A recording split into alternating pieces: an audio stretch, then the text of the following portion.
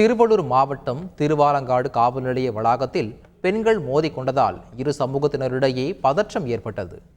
பாஞ்சாலி நகரில் உள்ள திரௌபதி அம்மன் வைகாசி மாதம் தீமிதி திருவிழாவின் 8ஆம் நாளான கடந்த வியாழக்கிழமையன்று நடுத்தெருவில் மாட்டு வண்டியில் அம்மன் ஊர்வலம் நடைபெற்றது.